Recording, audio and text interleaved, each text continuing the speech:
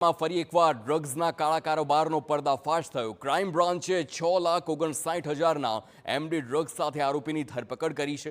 Crime બ્રાન્ચની ટીમે મોમનવાડ ખાતે આવેલ જલારામ એપાર્ટમેન્ટમાં દરોડો પાડ્યો અને ફ્લેટ નંબર 201માંથી મોહમ્મદ ગુલામ રસૂલ શાહ નામના આરોપીની ધરપકડ કરી।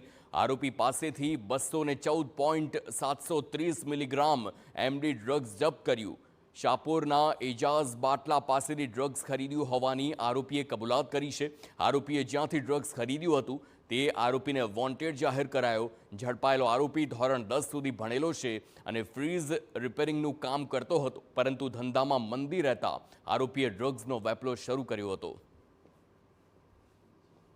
રેડમાં 214.730 ગ્રામ એમડી રૂપિયા 6,44,190નો મુદ્દામાલ મળી આવેલ અને એ આરોપી ગોપીપુરામાં રહે છે અને આ આરોપીના વિરુદ્ધમાં બીજા કોઈ ગુના નથી।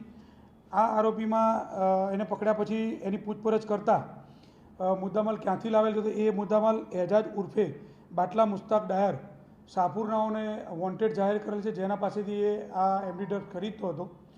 અને આ જે જુબેર છે એ જુબેર અલગ અલગ વિસ્તારમાં જે પોસ્ટ વિસ્તાર છે અડારણ વેસુમાં છૂટક એમડી ડ્રગ્સ પડીકી બનાવી અને વેચવાનો ધંધો કરતો હતો।